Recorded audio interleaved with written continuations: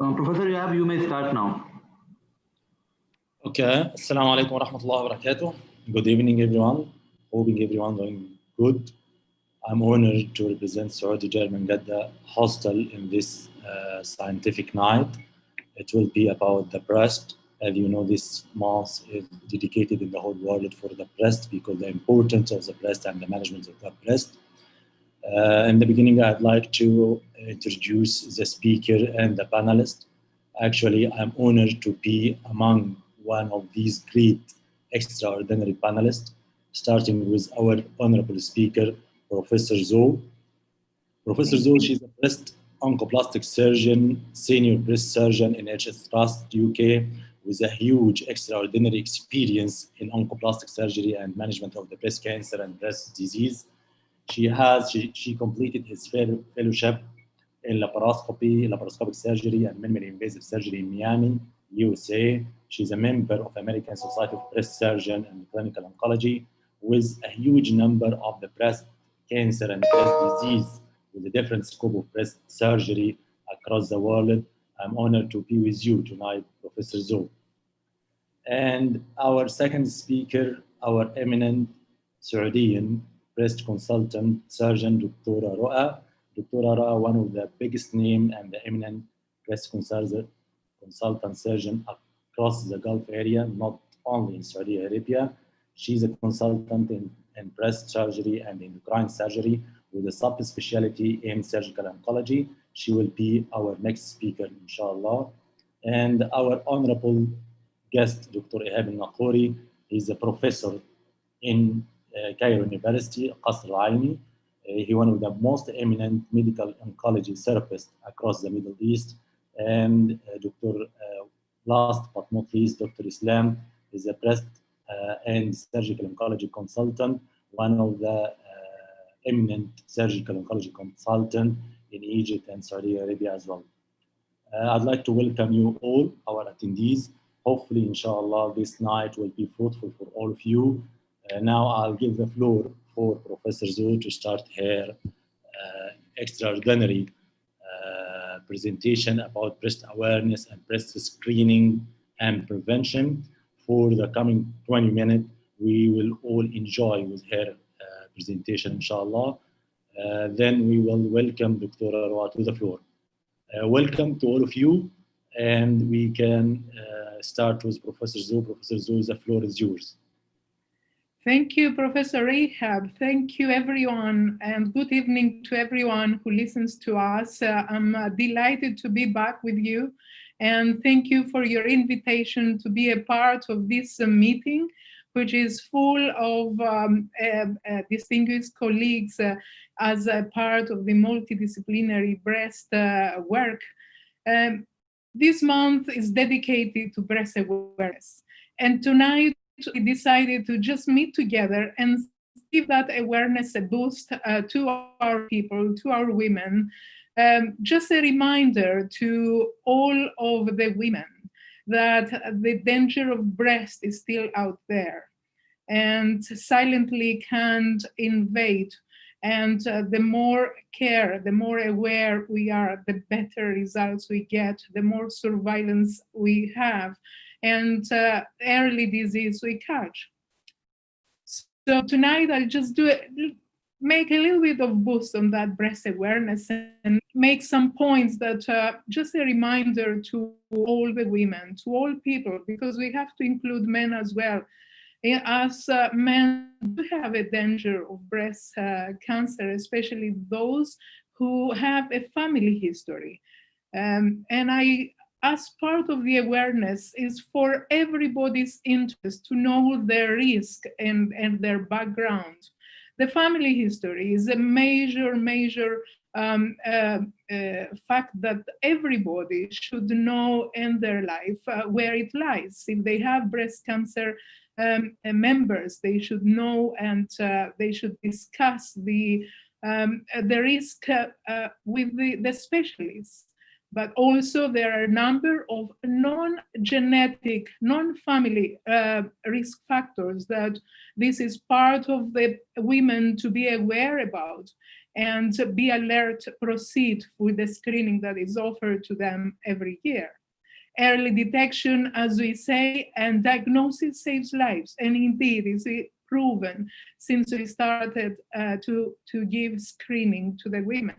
Advanced breast cancer can be silent. And we know that women postmenopausal, they come at a late progressive disease to the lymph nodes. This can be quite catch up if we follow the screening. Wellness is a part of this awareness, wellness of body, wellness of mind. If I emphasize the non-genetic risk factors, it includes to know if there is any previous problems in the breast the woman had, any problems that she had in the past, and if she took also hormone replacement therapy, that's another risk factor. It's non-genetic, but is documented now that the more years the women, postmenopausal women, are taking the hormone replacement therapy, the higher the risk.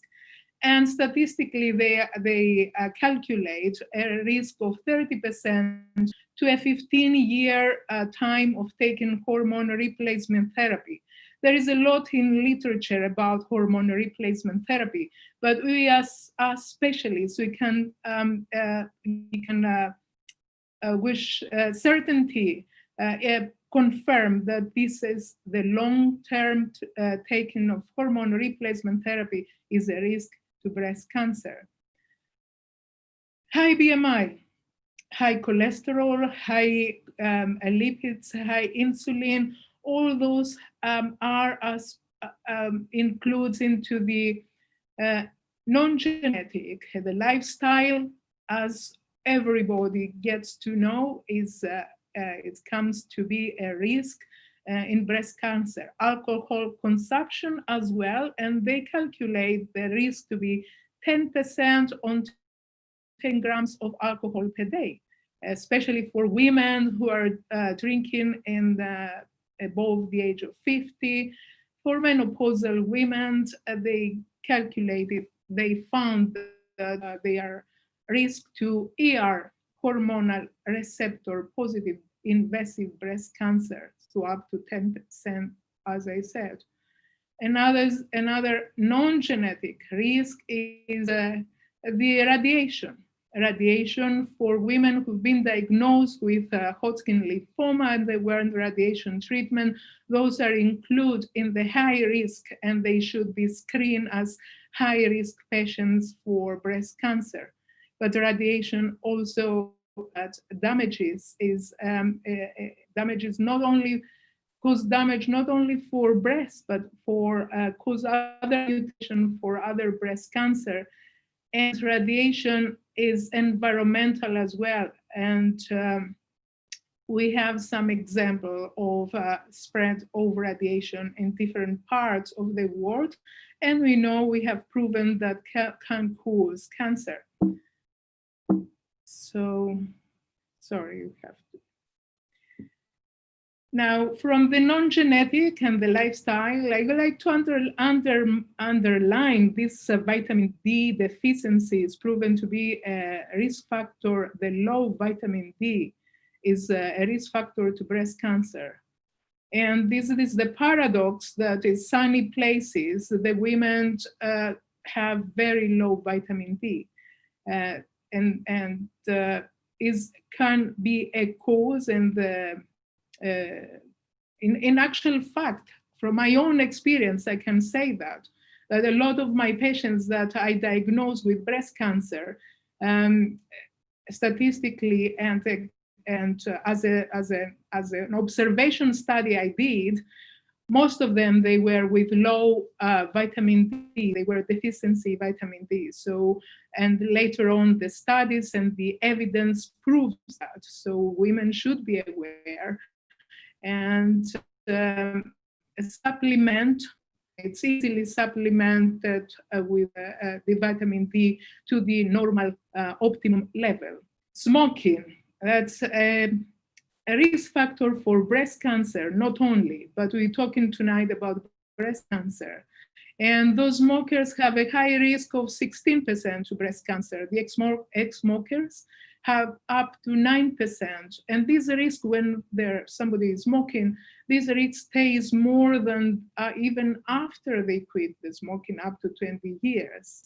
And it's all related to how many cigarettes, how often, how much time they were smoking. Breast awareness is not only defined in genetic and non-genetic factors, extends to environmental toxins. And people get to understand this type of effect on their health. Contaminated drink water is risk for all these environmental and toxins can cause breast cancer, but other type of cancers as well. The screening is defined as a mammogram offered to women from a certain age onwards. We say from the age of 40 and above, up to age of 55 for women, to have mammograms annually, and then after the age of 55, the time can be extended, and is all calculated under the hands of a specialist doctor. It's important for women to understand that mammogram has been out for many years and is still sensitive to detect those silent changes that even the doctors cannot feel. The woman does not feel, so include in the screening this group and remind to women that they might not have symptoms, but some changes can happen in their breasts. So they should be alert to proceed and as invited on the time they are invited to do their mammograms. Of course, the fears of pain while doing the breast mammogram, it's lesser, gets lesser and lesser as technology has improved. We use even better imaging to detect smaller lesions in the breast and early stage. With that means a 95% better outcome in their lifetime. And since we start the screening in the last 40 years, we've seen the number of invasive tumors, invasive breast cancer diagnosed were increased, but at the same time, they were caught at small size, and that leads to easy, treat it easier.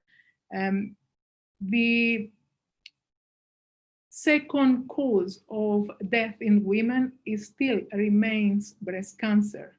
It still remains the age of diagnosis of breast cancer to get to low age, to young women.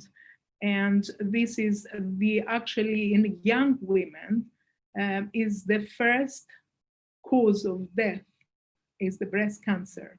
And we're talking young women from 35 onwards. The mammogram saves life. It has a modality, it's a test that has a sensitivity for years now. It's proven to save lives in breast cancer, although has a missing average of 10 to 15% cancers to be missed with the mammogram. But of course,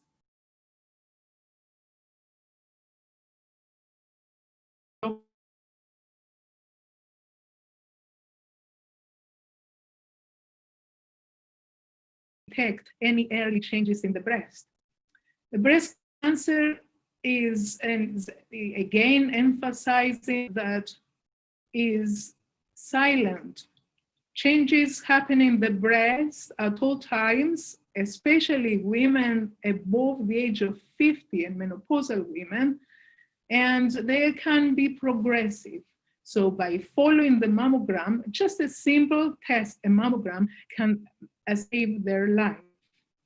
So women should be aware of all these background, family history, risk that is surrounded around them. The medical history is important. Medications that take is important. Breast self-examination still counts. It's been debated past that breast examination, it's nothing. It is important because the woman knows best. The woman knows herself best, and she will trust her gut if she feels any different and will proceed to the specialist for breast examination and breast investigation. So never assume when you feel, trust your gut. When you feel something is not right with your breast, never assume, but always investigate. All women should be proactive to proceed and discuss their problem and investigate. Prevention, this is the aim that we all and globally this month is our wish, and we try to reach to the stage where the breast cancer will be diagnosed, we hope, with a blood test rather than more investigations, and will be easier to be detected. There is a huge progress in the steps we've done in the last 40 years in every multidisciplinary specialty, as it is in breast cancer. Everyone has done huge steps of progress. Screening and screening and detects early, prevents, and treats.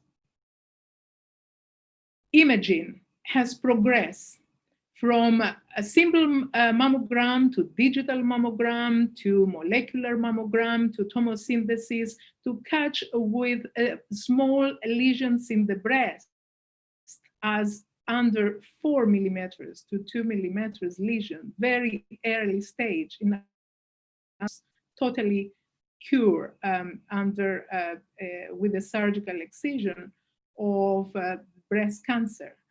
So today the cancer treatment have been advanced, the diagnostic tools have been advanced, the hands that all these tools are used are very expertise, and our knowledge is progressing.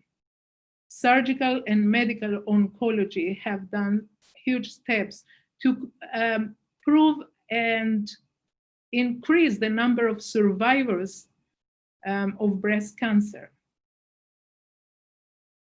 Today, the wonderful thing is that we confidently can tell to the people that not only we find the treatment for breast cancer, but also we can define if this treatment we choose, if it's going to work for the breast cancer.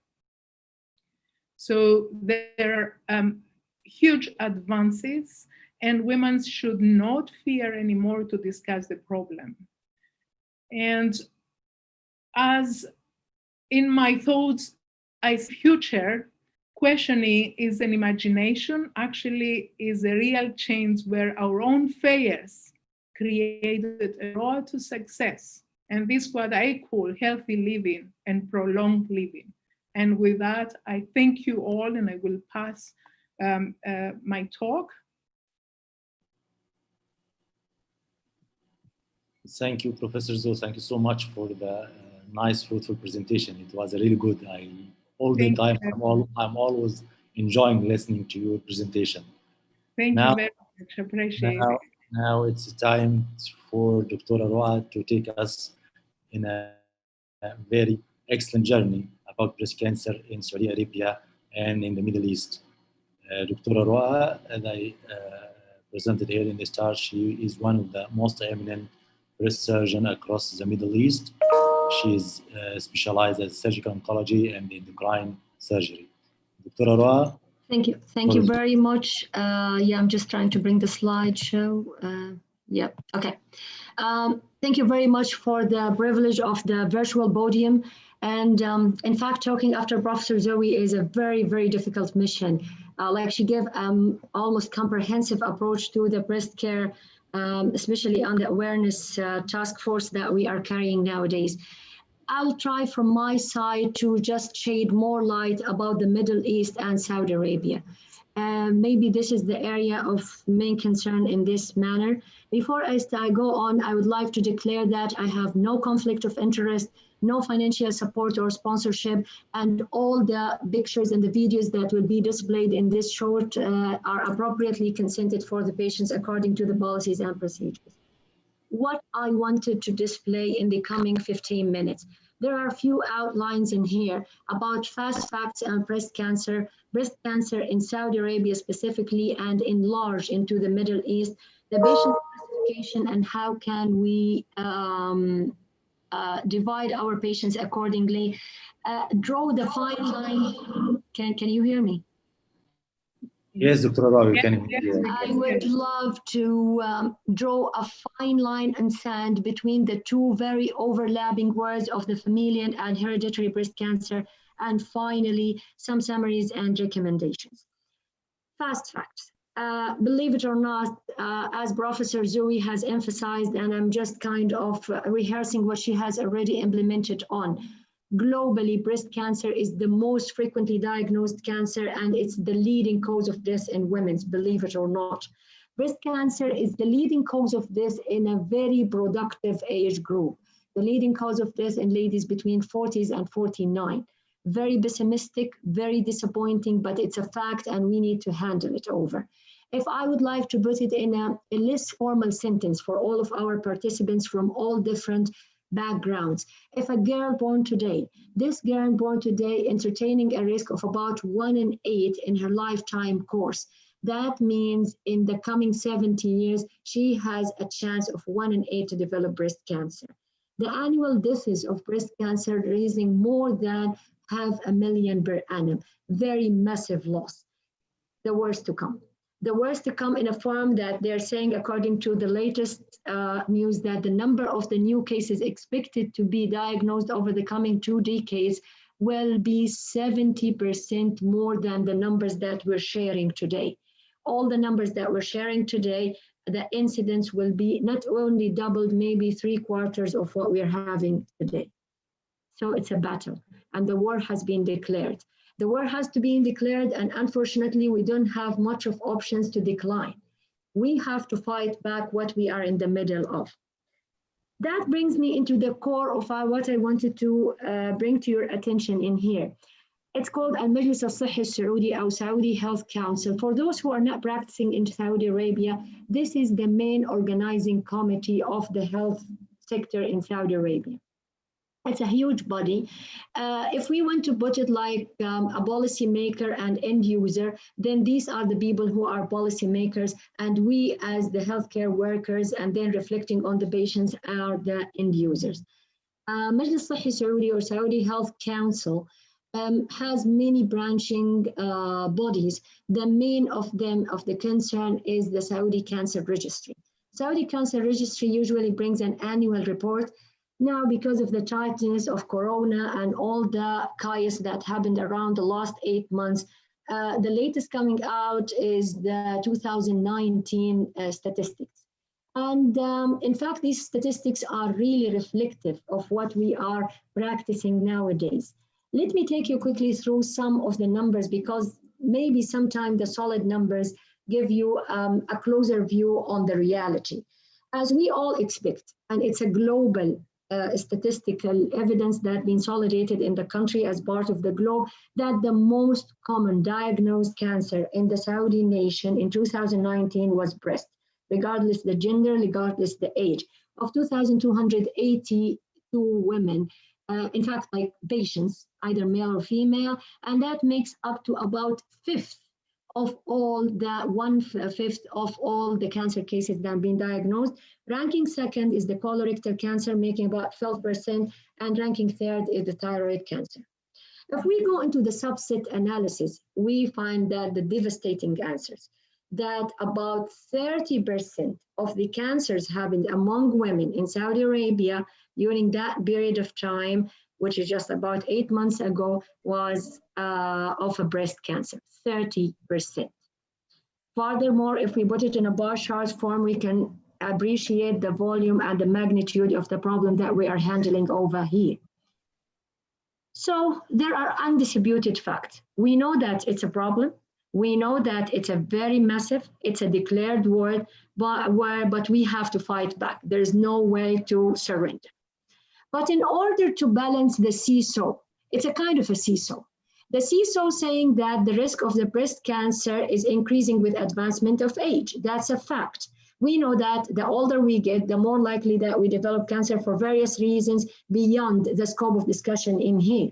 But on the other end of the seesaw, we see that the young aged group people are more likely to develop what's called hereditary or familial breast cancer, and the likelihood for aggressive disease in there is more. So how can I balance these both? I can balance it if I noticed the difference, if I appreciated the cultural difference, if I gave a special consideration, not myself, like the policymaker, the special consideration to the demographic and the biographic changes in Kingdom of Saudi Arabia, Gulf countries, and the Middle East. We are sharing some difference than the rest of the globe. Now, let me put it in a more cartoon stuff kind. This is a cartoon coming in the American Cancer Society. These are the pamphlets that goes into the mail of the ladies in the North America. These are the pamphlets that have been published on the American Cancer Society. Guess what? They're saying at the age of 40, please go and talk to your doctor, to your GP or family physician about the risk and benefits of the screening at this age and what should I do and shall I set the data of the back and forth. And then they will take a step forward in the formality at age of 45, making it a kind of compulsory to go and do the mammograms. At age of 55, they again recall the patient that has been screened over the last 10 years of their life and talk to them about whether she should go for the annual mammogram or every other year and so forth. These are the guidelines. These are what we are embracing here. Again, that's reflective for the North American style because the group of the targeted group in there is mainly at age of 60 to 69. Like it's a kind of self-explained bar chart that you find in Canada, for instance. Most of the patients who will diagnose with breast cancer are at this age group. That's the one end of the seesaw. The one end that says the older we are, the more likely to develop breast cancer. That's in the North American and the Western countries. Come into here. I know that is an extremely busy slide. I'm not asking you to go through all the details of age, but let me bisect it for you a little bit. Back to the Saudi Council, back to the people who brings the number and we supposed to work around it and bring a guidelines out of it. They are telling us that if we take off the shade, guess what? Most of the breast cancer cases going to happen between age 30 to 44. 30 to 44, the main cohort of the patients who are going to develop breast cancer, 42% of them will be at this age group. This is really shocking. This is telling you that whatever you were embracing about screening mammograms and all the task forces is kind of overlooking this cohort. That's the thing. And that stands true even as we go down the chart. We can see that 42% of the patients who are going to develop breast cancer in this country, they will be at this young age group. The second thing is between 45 to 59 is making about 1/3 and from there after. Maybe it was too busy slide. Let me bisect it a little bullet points so we can sink in the idea. The breast cancer percentage among the different age groups in case A showed that 42% of them will develop it at age between 30 to 44. Okay, if we're comparing this to where we are getting our guidelines of the screening from, we see that in Kingdom of Saudi Arabia, three quarters of the patients will develop a breast cancer premenopausal. In comparison to the policymakers in USA and UK, in comparison to NICE, in comparison to SEER, there's only 19% will develop it in a premenopausal. Massive difference. blindly different. Okay, I like this cartoon because it's colorful, it grabs the attention.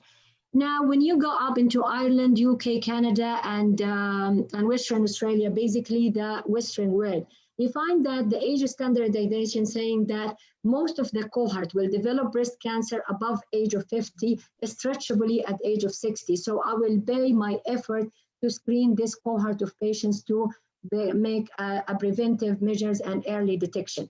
While if you go down the rank into the Gulf area, Bahrain, Jordan, Kuwait, Saudi, and Oman, you would find that most of the patient will develop the disease even before the proposed age of screening. Lastly, let's put it this way, premenopausal and postmenopausal. This is the Saudi Cancer Registry data.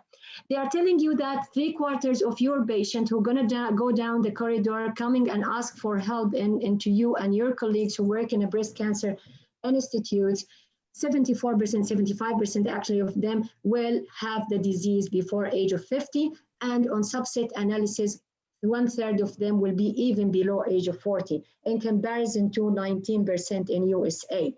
In postmenopausal, we are completely flicking the point. 81% of the cohort in USA, while in here 26%. That's one side of the seesaw. The second side of the seesaw is the cultural difference. In order to manage, the eyes can say what the brain doesn't think of. I won't be able to see it if I'm not recognize it deep in my soul. There is cultural difference and we have to embrace it. Let's see that, I found it like it's really useful way of understanding the magnitude of problem that we are facing in here. This is a cross-sectional study once done in a cross-sectional study in the employee of Taiba University in Al-Madinah Al-Munawwara. The employee in there, the age group was ranging between 25 to 45. And they were asking them very simple, straight questions about their awareness of breast cancer. Because of the time fact, I won't take you throughout all the bar charts, but look at this. If we get into the red bar, which says the incorrect response, while the blue bars is the correct response, guess what? They were saying that irritation caused by tight bra can lead to breast cancer over time. And employee in a university, in a cross-sectional study, more than nearly 90% of them get this wrong.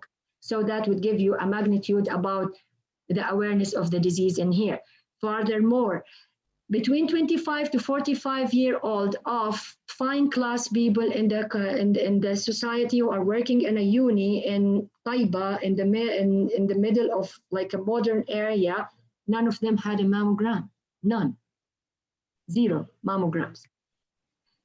To complete the picture in here and to sink in the idea about the cultural difference and about the cohort that you will be encountering here in this country, and this is, by the way, by and large goes into the Middle East.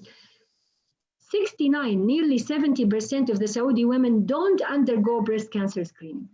They don't go for the breast screening. Even for those who are eligible for screening by Western criteria, i.e. above age of 40, they don't go.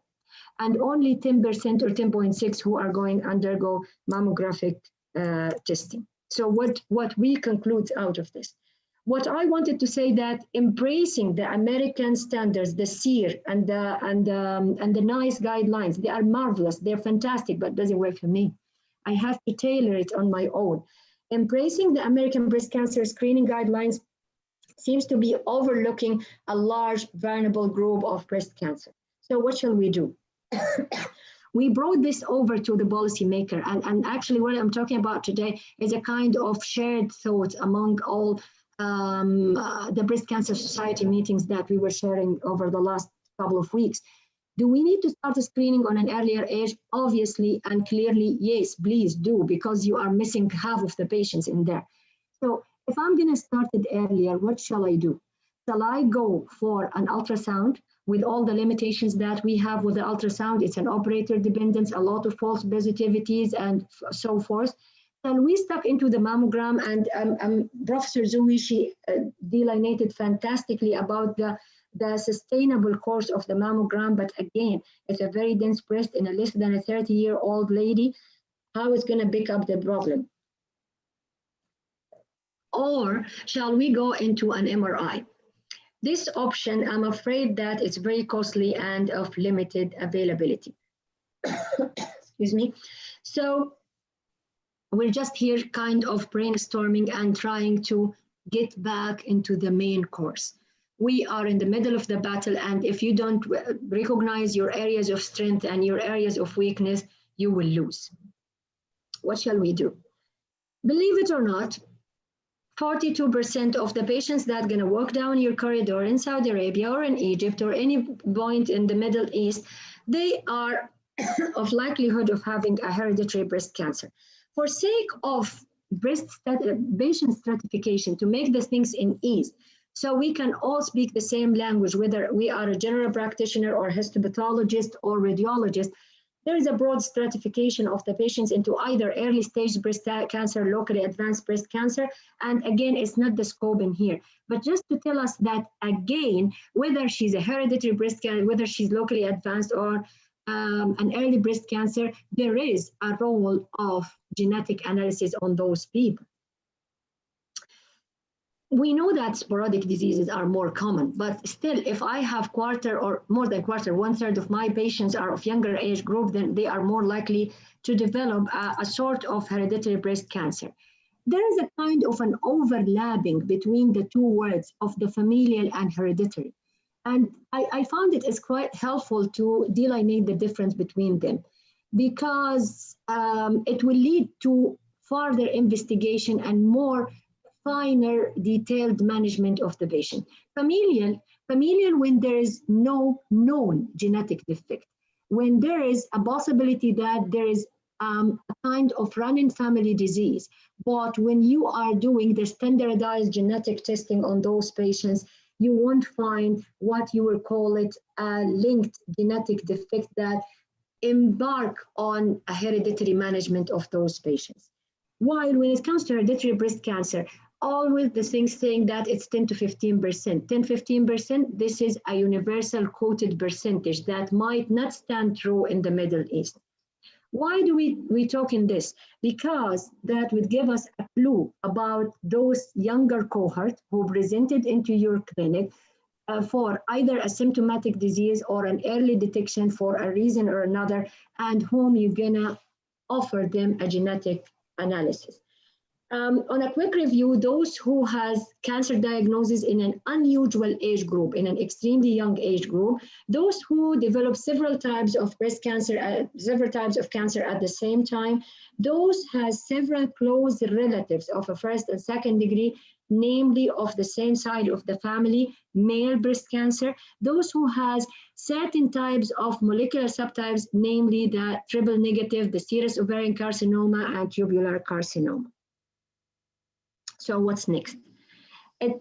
It sounded over the last 15 minutes that it's very pessimistic. Rather, I look at it from the other side of the tunnel. If there is a will, there is a way. If I appreciate the difference, then I will be able to recognize it and work on it. This is the word that comes on top of my head. If there is a will, there is a way. How is that? From surgeon perspective, we have been through a lot of young ladies who coming with a very devastating stories, but we are sharing it here in order to increase the awareness and in order to say, as much as it looks bad from one side, from the other side, there is a comprehensiveness in the management of those people. And over the coming 2 seconds, I'll try to share some of these very successful stories. This is a 27-year-old lady. She came into my practice with a locally advanced breast cancer, 27, left breast cancer, and guess what? It's triple negative. So she is making the good design of a hereditary breast cancer. We sent over for the genetic analysis, and it came back as positive. She received neoadjuvant chemotherapy followed by nipple-sparing mastectomy. On the nipple-sparing mastectomy, I go with peripectoral facial plane, and I will not go through the videos. I'll give you the final results of this. Always we give the good results. We never show the bad one. So she got bilateral implants with an ADM sling, the epidermal cellular matrix. We placed it peripectoral. We knew that she's locally advanced. She's going to need the radiotherapy. This is her picture 3 days down the line. and that's post radiotherapy. This is the moment of truth. This is whether you stand true or not, whether your function is good or not.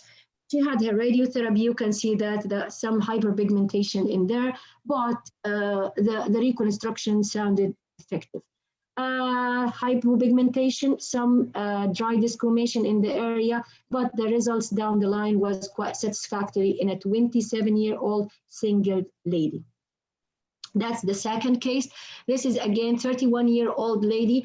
Again, another story. She presented into another hospital with a self-discovered lump where the shaded area I put assumed to be a fibroadenoma. Excision was done on hand, retrospective. The excision biopsy came back as triple negative breast cancer in a 30-year-old lady. Again, BRCA study was done on her and came back as positive. She didn't want to go in any upgrading and the breast volume. She's quite flatted breast, and she received neoadjuvant chemotherapy. She made it very clear, I wanted reconstruction, autologous, no upgrading. So an LD flap was offered to her, and that was the immediate volume that she got. That was 2 years ago. Now she is asking for fat grafting after all the journey of the disease has been finished. Why am I sharing this? Because there's always light at the end of the tunnel. What is my summary and recommendation? Just recognize the difference and work on it. Awareness, awareness, awareness. Be aware about the difference in the Middle East and try to tailor your management accordingly. Thank you very much. Thank you so much, Dr. Roa. It was a very nice presentation. I enjoyed it a lot. Really, you give us an idea about the situation in our region and the concern that myself is the question that you just raised. I need to have an answer of it. I'll come to you again, and I'll come to Professor Zou. Thank you very much. But now I need to listen from Dr. Ihab Al-Nakouri. Myself, as a surgical oncology consultant, I cannot follow the huge evolution in the targeted therapy and advance in the molecular therapy and molecular biology of the breast cancer. If you just give us a brief and a rapid hint about the new and the advances in the chemotherapeutic agent for breast cancer, I'll appreciate this. Thank you, Prof. Dr. Ihab, for your introduction and for this really fruitful, successful meeting. Thanks for the speakers, Professor Dr. Zou, Dr. Roa. It's really very elegant presentations. And regarding your comment about breast cancer and targeted therapy, and is there any new updates in this issue? If we are going to talk about breast cancer, meaning that we are going to talk about the first solid tumor that was leading the way to targeted treatment long time ago, more than 100 years, since Beatson had did oophorectomy for a patient with extensive breast cancer, soft tissue recurrence. This was more than 100 years ago and had published this data in the Lancet. And by the way, this patient survived for about 4 years after the operation. And then introduced in the market in the last century hormonal manipulation, whether starting from anti-estrogen tamoxifen or selective estrogen receptor modulator and deregulator. And then recently introduced in the marketing what is called the CDK4/6 inhibitors. These are targeted therapies that have a privilege and advantage of increasing the progression-free survival and overall survival for those patients with hormone receptor positive HER2 normal disease. These agents really had impressive data in the last 5 years in the era of targeted therapy.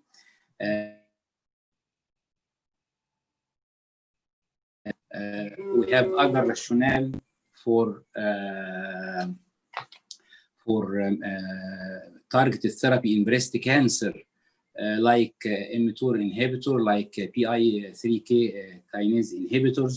I mean, in this field, there is always and continuous updates introduced in the market and in the treatment management in breast cancer. In terms of the chemotherapeutic agents, there are different treatment protocols, whether starting from the standard, whether going to the dose-dense treatment protocols, how to properly prepare the patient for these chemotherapeutic agents, how you properly select the patients, how you properly utilize your medication for selected patients in this issue. There are a lot in this field in breast cancer. As I told you, breast cancer is not only a single disease, it's a very wide, complicated diseases, has different treatment scenarios and different presentation by which we are properly selecting what is called the personalized medication.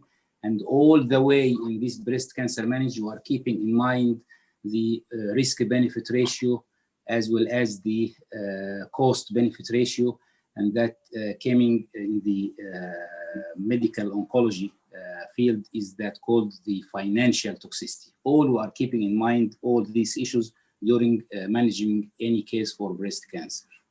You know, Dr. Rahab, the core of the concern all the time that we are hearing all the time from receiving a chemotherapy is the side effect of the chemotherapy, especially from women in our region. What do you want to tell our women about the side effect? They keep being telling us, are my hair going to fall and something like this? Yeah, I just want to assure them about the sequelae and the toxicity of chemotherapy that nowadays are becoming less and less by the proper control and the proper preparation of the patients before starting chemotherapy. We have a lot of patient scenarios did like that. The only thing is that just to assure the patient regarding the hair loss, this may have a negative impact upon the patient psychological status. But just to assure them that this issue is like a short-term issue. It's like acute effect of the chemotherapy, but not all the chemotherapeutic agents have the same severity in inducing hair loss. Again, as I told you, is that we are properly selecting the regimens suitable for the patients based upon the tempo of the disease. I mean, the effect of the disease upon the patient's status. Perfect. As long as we hear from you the advance in the chemotherapeutic agent, we need to hear from Dr. Islam, surgical oncologist, about the advance in the operation and the procedure itself from the surgical point of view. Is there anything new in the world? I hear that you are working in something new, consider new technology to reduce the complication post-operative or post-mastectomy or conservative mastectomy. Could you tell us in a brief about the technology in the operation? Yes, thank you, Dr. Ehab. Thank you for all the speakers and for Dr. Ehab Nokori.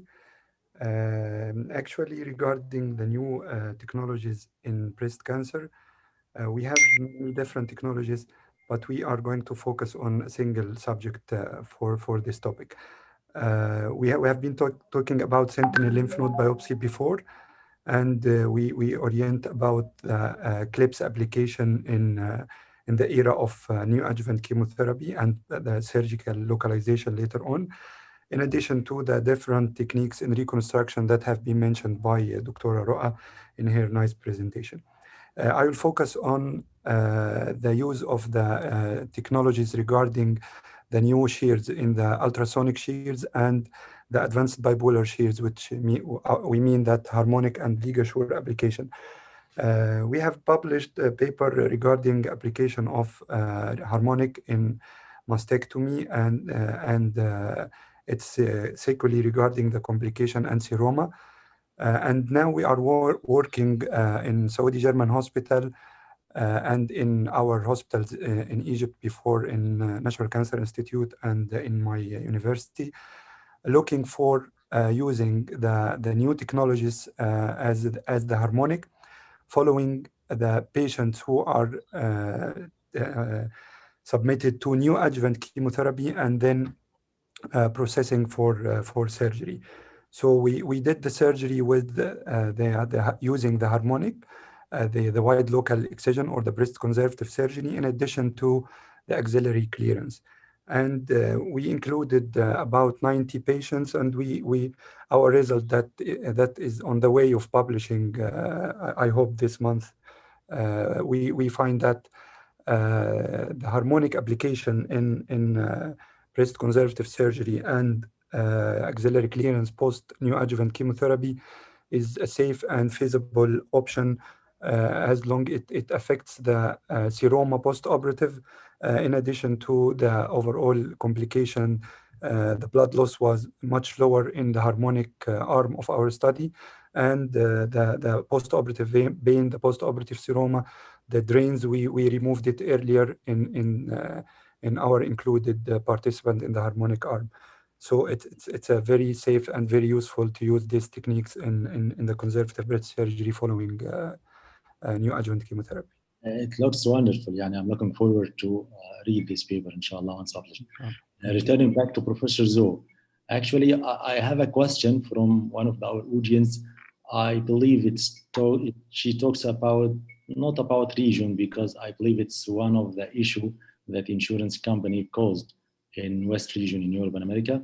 The question from Sarah, she said, usually we have an issue that the clinic send your file to the hospital to do mammogram or biopsy, but the hospital gave you appointment next year. And this was in pandemic time that canceled our appointment, and you will repeat the same story.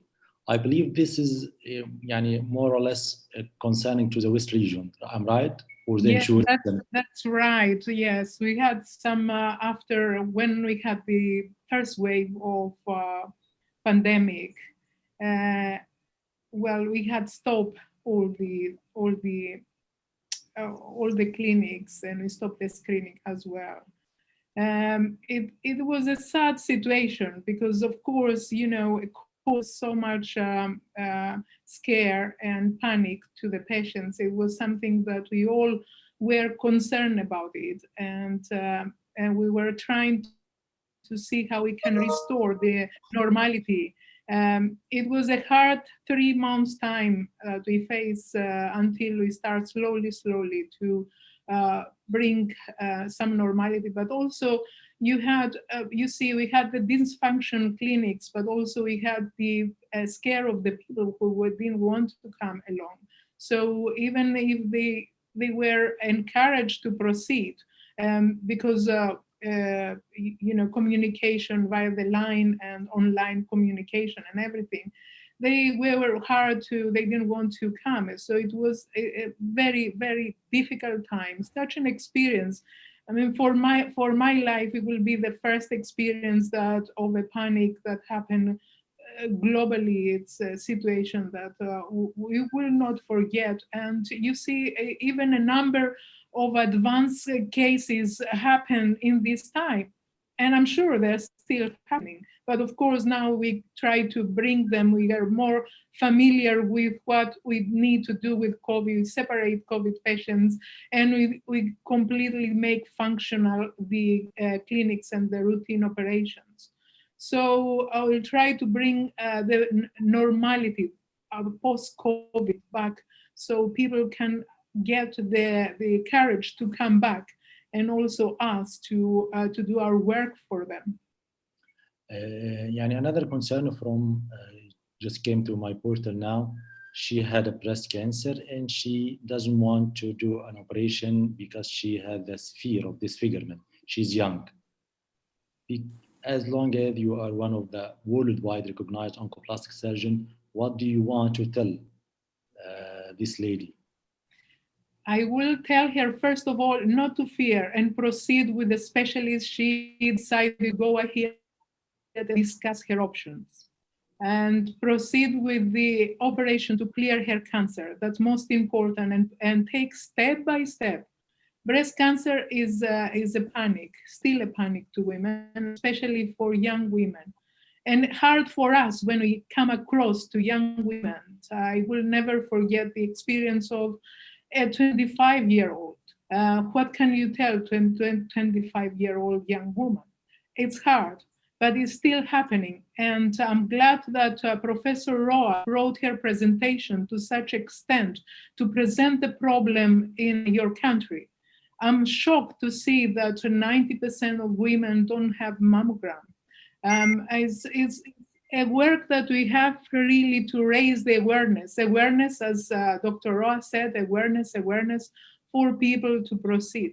But for young woman that is wondering what should she do, she should proceed, take step by step the treatments that she will be advised, and to be ensured that she will cover, she will and to have an operation that will give her the breast that she lost and will keep her safe going for her life ahead. So be courageous, and proceed to discuss her case, to discuss with the specialists, and take step by step all the treatments, because the options of treatments are there. As we hear from Professor Ihab, he said we have advanced in treatments in both ways, from surgery to medical oncology. And the trials are ongoing. So the options there, be courageous and take the first step and go ahead slowly. It's like a marathon, but there is an end to it. Yes, I believe it's about encouraging people to do the right thing. Absolutely. It's not about looking about the second endpoint. Yeah. You have to treat, you have to receive your treatment first. Returning back to Dr. Roa about the number that I was shocked when I saw it. We have in our region a huge number of presentation in a very young people. You said in a premenopausal woman, it's much higher than the postmenopausal woman, the reverse of the presentation in the West. Actually, the presentation, not only in the young people, but the advanced and late stage presentation is much higher in our region. Did you go through the registry? Actually, I did some of my investigation in this area regarding our region and getting cancer in a very young population. From your reading in the registry, Saudi registry, is there any explanation why we had such kind of the disease in young population, which is contradicting the whole age group worldwide? Do we have anything specific to our region? Do we have any explanation, any recommendation? Well, thank you very much. This is the $1 million question, actually. It sounds like a multifactorial. Yep, sorry. Okay. It looks like a multifactorial. I'm afraid that I don't have a straight answer to that. All what we have here is a kind of proposed hypothesis about what's going on. Maybe there's an environmental factors related to the several wars that happened around the country, and what support that idea that most of the cancer cases that happens in younger age group was in the Eastern Province. And in the Eastern Province, there was the Gulf War I and the Gulf War II, and they were reflecting on that. The second thing was the genetic makeup of our people, and what supported that idea, talking about the subunits, the same as the aggressiveness of certain viruses like hepatitis C virus or even coronavirus, that in certain areas, the presentation of the disease coming with a very violent subunit, making the course of the disease very stormy comparison to the other areas. Why the prevalence of this and the incidence of this genetic makeup higher in one place more than the other?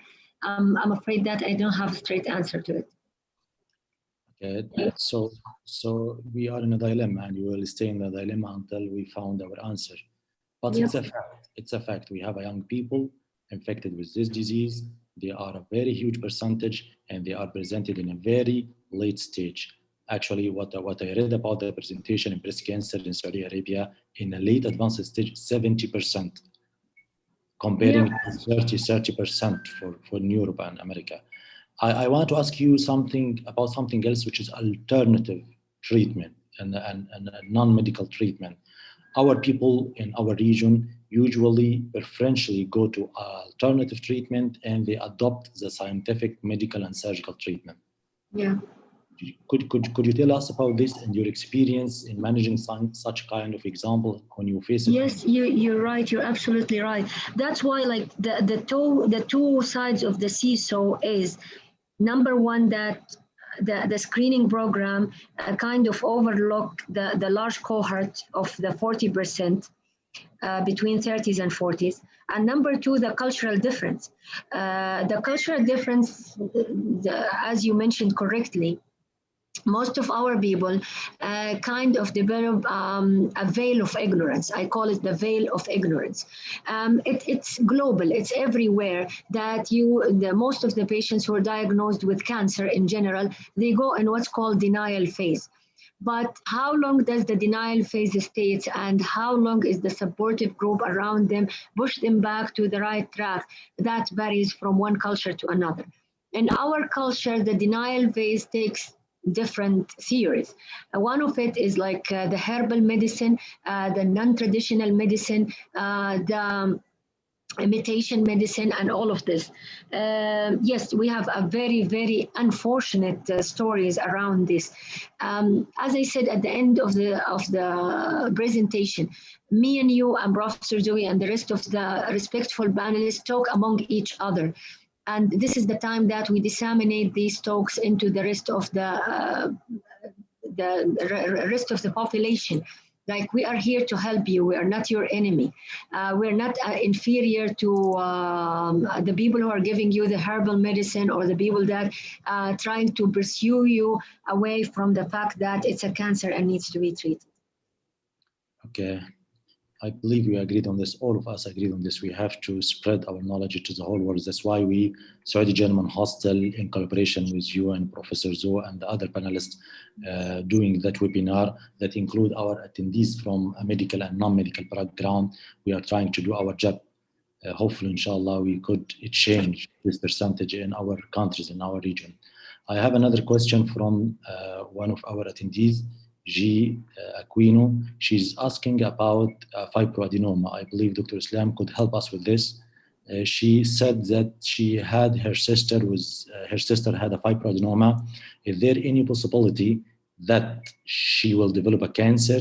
She is 31 years old and she has a yearly breast check-up, but by ultrasound only. Dr. Islam? Yes. Actually, fibroadenoma, it's a benign disease. However, someone who is specialized in breast should investigate or check hair by examination. So we have to assess the size. We can sometimes ask about biopsy if we need. And then it depends on the biopsy, because sometimes we find hyperplasia or something that is necessitating surgical excision of the tumor. But I want to assure here, because more than 95% is benign in the fibroadenoma. So no worry, just go to someone who is specialized in breast. He will check her and reassure her again. So it's a benign lesion. To have such kind of lesion, it does not increase your possibility to have a cancer. You will have the same possibility and the same risk for to have a cancer like other women. I have a question for Dr. Habib Naqouri. As long as you are you are working here in Saudi Arabia for a long time, I received a question about the campaign that the Ministry of Health raising in Saudi Arabia country for breast cancer. Yeah, Ministry of Health had encouraging this campaign long time ago among the governmental as well as some private sectors. And actually we have honor to share this campaign more than, let us say, 7-8 years back. We were actively sharing this campaign by providing examination, clinical examination, as well as mammography or breast ultrasound when indicated. And since that time, we actively sharing this data with the Ministry of Health, with one of the active members in the MOH.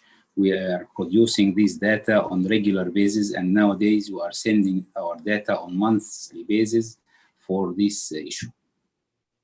Okay, thanks so much. I heard also about, actually, I created it with you, the new service that we created with the team, Exactly. you and Dr. Islam and Dr. Arwa, the new service that we're providing through SGH. Yes, this is the new event. Was your idea? One-stop breast clinic. Exactly. You did it. It was your idea, and really, I felt it is very excellent. No, I mean because you did it in a let us say a new way of introducing and making this service.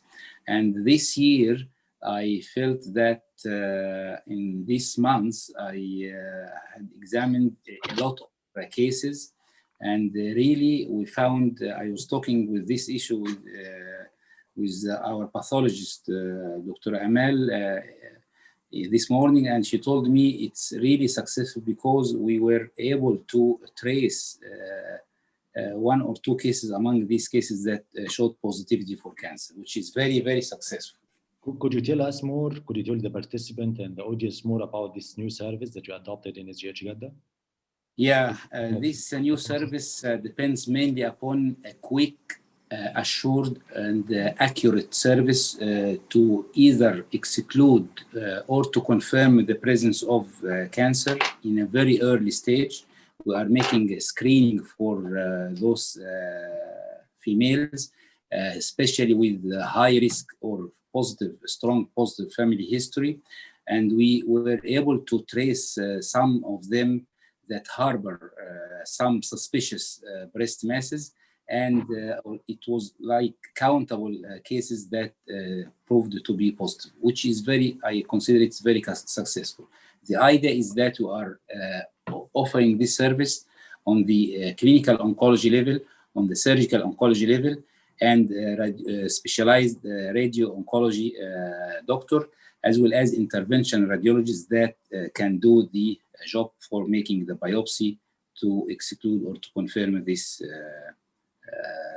tumor. One-stop clinic breast zoo, Professor Zoo, one-stop breast clinic. I believe it's widespread in Europe and in America. Yes. It's been a tough time. It's the first time in Saudi Arabia we adopt this service, and we are trying to make it successful. And I just told Dr. Ehab, telling us that it started to work. We started to attract people to relieve their fear and to make it easy and fast to get their diagnosis. Could you tell us about one-stop clinic breast? Yes, absolutely. It was, when we started about 10 years back, it was hard to implement it in the whole country at the time in UK. And you could see these pockets, some places they were implemented, some others, but it's been a hard work and it's been completely successful. Organized team, the radiologists are coordinated with us, and we have the breast specialist nurses helping us along, because of course when you have a diagnosis you have to lead them to explain what's happening. It's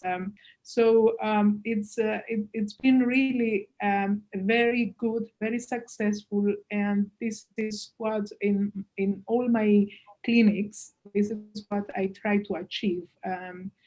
People, when they come, all the women, when they step into the clinic, they step with the fear. You can see them in their faces, you can see them, you want to relax them. And the only way to relax them, if they are willing to wait, it might take long, because sometimes they come in the morning and they leave in the evening, but at least they get the results straight away. So the team is completely dedicated that day to deal with the breast screening and breast diagnosis. If they need a biopsy, they will do it at the same time. Of course, they will have a rough idea when they come to the biopsy. Not all the biopsies mean that it's cancer. So we try to explain them into that point as well and tell them, yes, we noticed something in the mammogram, we noticed something in the ultrasound, and you are going to have the biopsy. It doesn't mean that something is wrong. It's just for your reassurance, for you to know exactly this change that we've seen in the mammogram or in the ultrasound, what it is, put a name on it. So it is, put them on ease, so they can understand and they can get rid of the panic, the fears they come with. I mean, in my long experience working in the breast clinics, I still see, even in places where women, they know, they get to know, they understand. They still they scare when they come in there. You see the anxiety in their faces. It's as brave as they are. It's inside them. It's the fear. They don't want to hear that word. So to have one-stop clinics is a huge advantage for women. It's a huge advantage for the hospital because it gets very good reputation and respect for your reputation. And of course, you know, it's for us as well, because we don't want to bring back and forth the patient. I don't like that, to bring back and forth. I like to, the patient is willing to spend hours, he will go and have a coffee. In the meantime, we can organize from one step to another to complete their test and give them an answer. So you believe we started to be in the right way? Hopefully. Yes, absolutely, absolutely. And you should carry on, because that's a great advantage for all, for doctors, for women, for hospital, for everybody. Honestly speaking, myself and my colleague in the hostel, we have this fear about the huge percentages that we are facing every day from a locally advanced breast disease that we are facing every moment. That's why we are trying to present a service for our society, for our people, for our families, to trying to decline, downsize the stages that we are facing every day and night. I have a question here for you, Professor Zoe. It's about the symptom and sign, the alerting symptom and sign for breast cancer. And completing the second question, one of our audience said she had her stepmother had a breast cancer, if it could a risk factor for her or not. So now let's take the first question. Allergy of breast cancer. Is that the question? Symptom and sign. Alert symptom, the red flag. Oh, symptoms and signs of breast cancer. Yes. That's the question, right? Yes. Yes, of course, yeah. Well, the most common, even if it's not the typical, most common is pain. Women will feel pain. But it's not the typical diagnostic for breast cancer pain. What it means, pain means if a pain persists, the most common symptom is pain.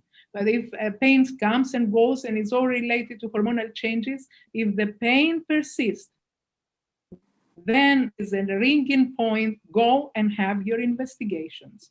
As I said, it's not a diagnostic for breast cancer, but it's a ring, go and check.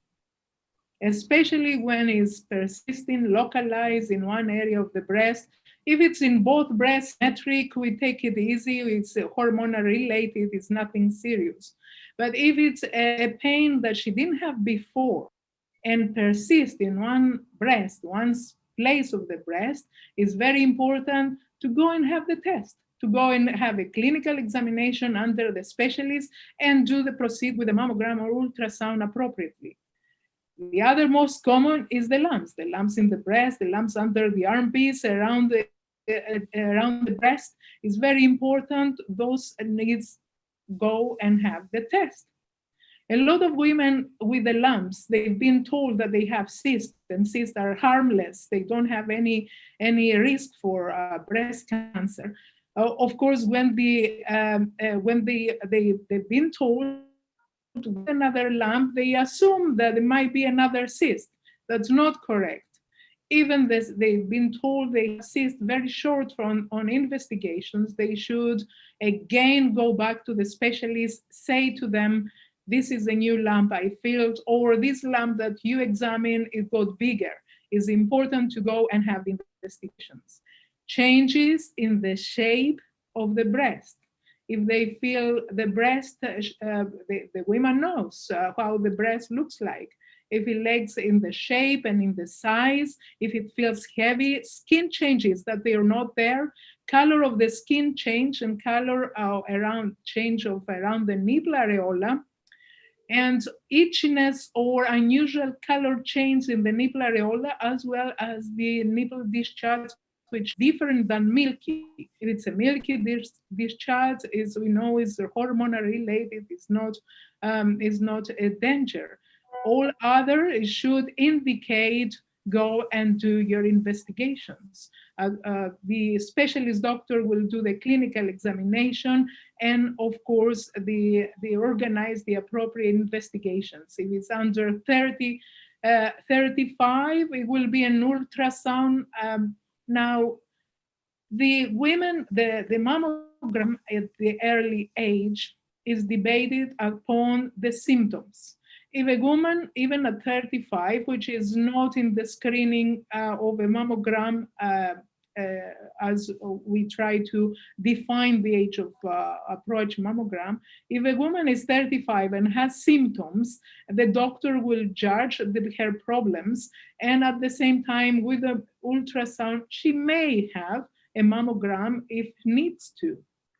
But most of the times under the age of 40, we recommend to have an ultrasound, as this is more diagnostic for certain changes. The breast under the age of 40 is more dense, more glandular, and the ultrasound is sensitive to pick up certain lesions, or a mammogram is not so useful, especially before the age of 35. And again, everything will be under the hands of a specialist to be judged. Overall, any changes in that a woman notices that she does not understand, because as I said in my presentation, breast self-examination still counts. So a woman knows best. So anything that she feels, that she sees that it's not right, and she, instead of worrying, should go and discuss with the specialist and have the clinical examination and get the reassurance and the investigations appropriately. Okay, so I believe it's very informative for any woman wanting to ask about what she should be worried about if she had any sign or symptom, any symptom in her breast. I have another question. It seems to me from a Western region as well. Maybe Dr. Professor Roa could help us with this question. The question said she's Permella Samuel. She's asking about the current guideline in KSA for BRCA testing. In KSA, we are nominating it like Baraka from blessing. Yes. Yeah, well, as I mentioned in a glimpse, that BRCA or Baraka testing is following the general guidelines. Usually there are 5 red flags that raise the suspicion. Number 1, the extreme of age.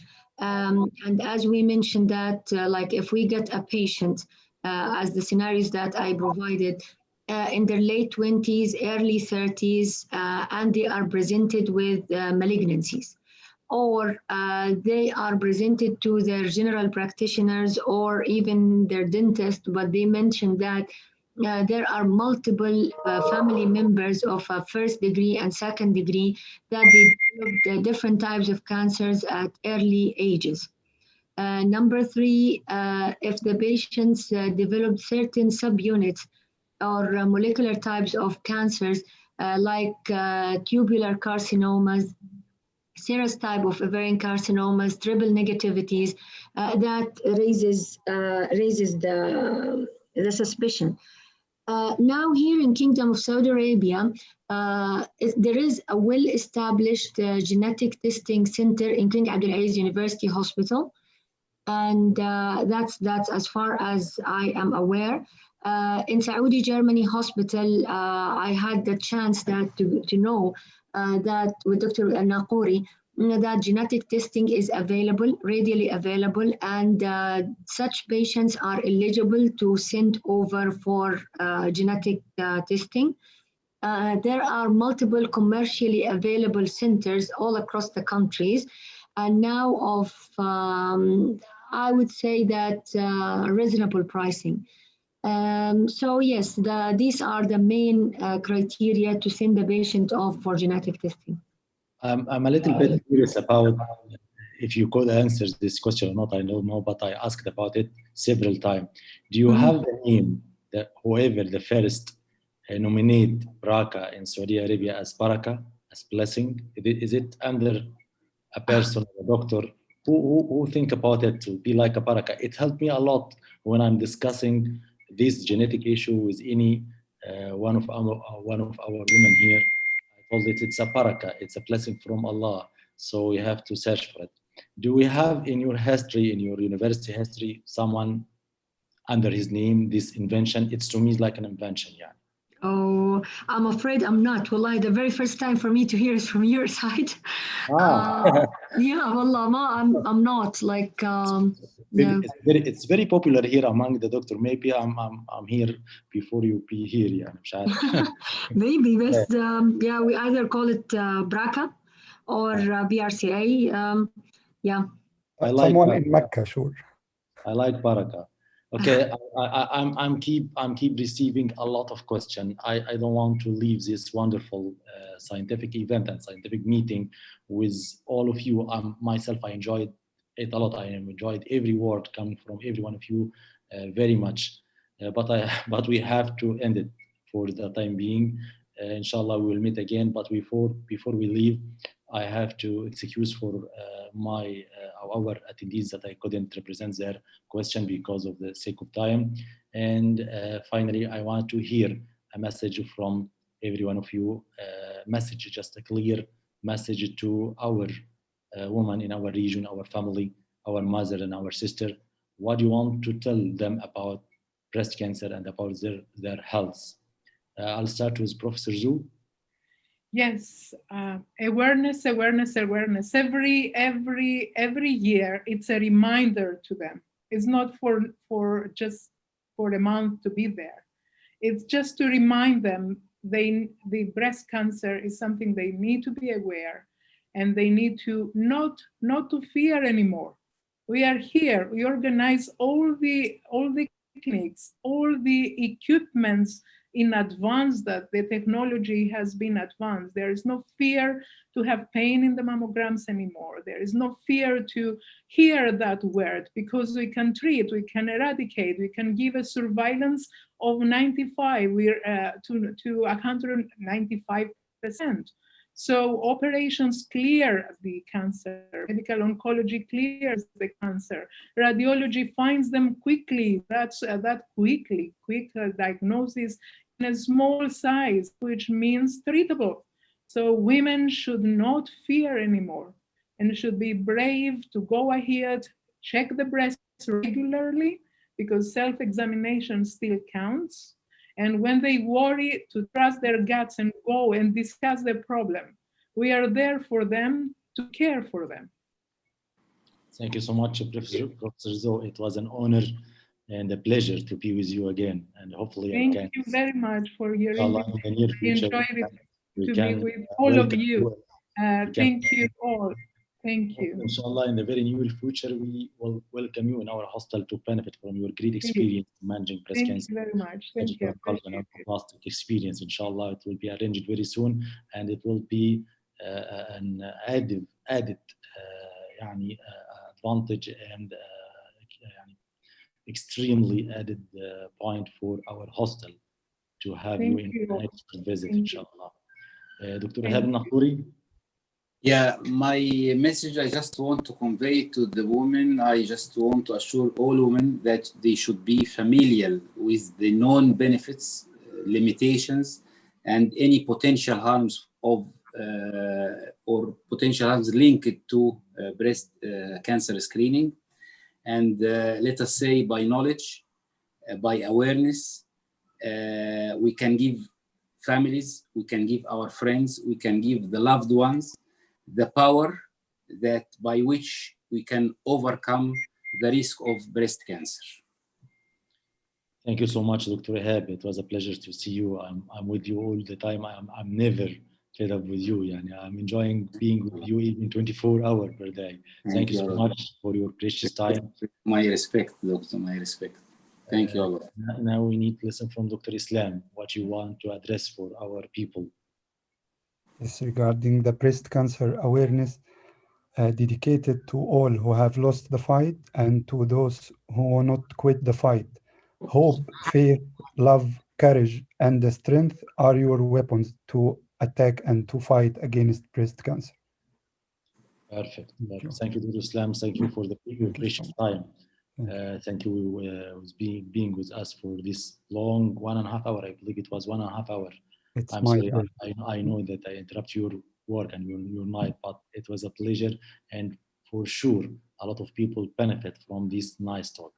Dr. Roa, what do you want to tell to our audience at the end of our meeting?